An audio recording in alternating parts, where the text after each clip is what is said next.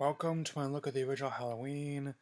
Its opening credits roll, we get a simple but effective Mr. Jack-o'-lantern burning. Director John Carpenter, who also wrote the script along to compose my theme music, definitely changed for forever with the star type like killer Michael Myers. No relation to that comic actor. He's one of the three wise men of horror that I watch every Halloween 2013 along with Freddy and Jason. Our proper opening seems a highly effective setting tone for the film. On Halloween night in 1963, a young Michael Myers ends up killing his sister in cold blood when he's only a child, instead of spending the next 15 years in a psych ward. On All Hallows Eve, Dr. Loomis, played by late Donald Pleasence, comes to see him, but it turns out Michael's escaped from the facility and steals his car in order to make it back into town. The next day, on Halloween, we get a fairly decent depiction of what the time was like in 1978 for the fictional town Haddonfield, Illinois. I do find it somewhat amusing, kind of like the Little Incredible Hulk TV show. The Illinois looks a lot like Southern California. If you look closer, you can see the Joshua trees and scrubgrass in the background. Oops. Still, for an independent production, it looks quite nice in 1978. At a very modest budget, $300,000, the atmosphere is already made to be quite disturbing. As Dr. Loomis continues the investigation to find Michael, discovers that he killed a mechanic and can stole his outfit to blend in more. It also has iconic masks that became a symbol of the series and horror film in general, whereas something as a William Shatner mask covered in white paint and blind eye holes.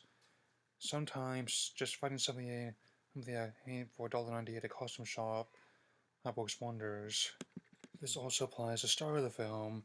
Jamie Lee Curtis stars as Laurie, the role that made her famous in her own right. In addition to this series, she stars numerous other films over the years, and is a daughter of Psycho star Janet Leigh. So, the story takes place on Halloween night as Laura's babysitting her younger brother as Michael returns home. It's a simple but effective setup that has a slow burn leads to one of my favorite payoffs ever. To this day, I still prefer when a horror movie tries to draw you in as everyone trying to hammer your submission. It's one of the many reasons why I didn't enjoy Resurrection of the Rob Zombie films. Laurie's friend Annie, played PJ Soles tonight, a friend of mine, planned to spend the night with her boyfriend, aware of Michael looking at shadows.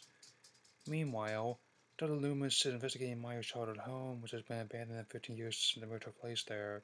It also turns to the doctor's arms, since he knows what his patients are capable of.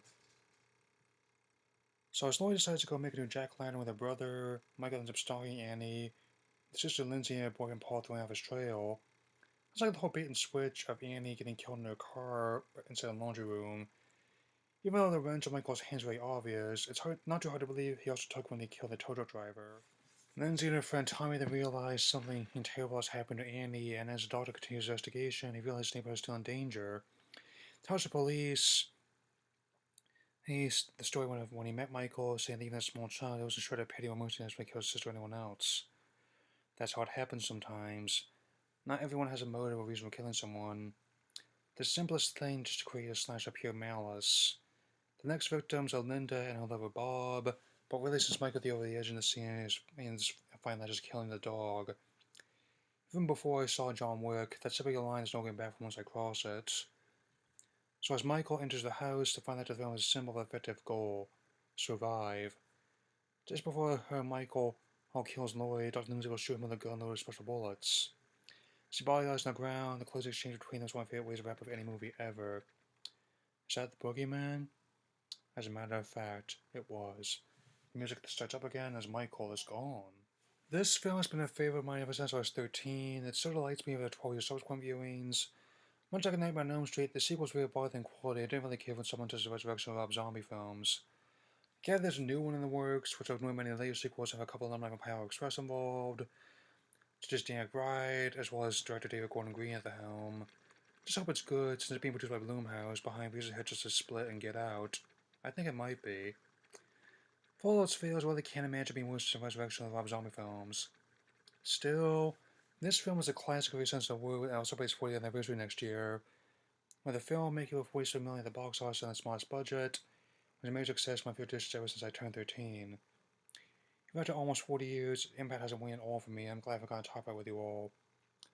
5 ratings 4 out of 4. I had much planned for November. I had to look at more horror films in the near future. Happy Halloween, everyone.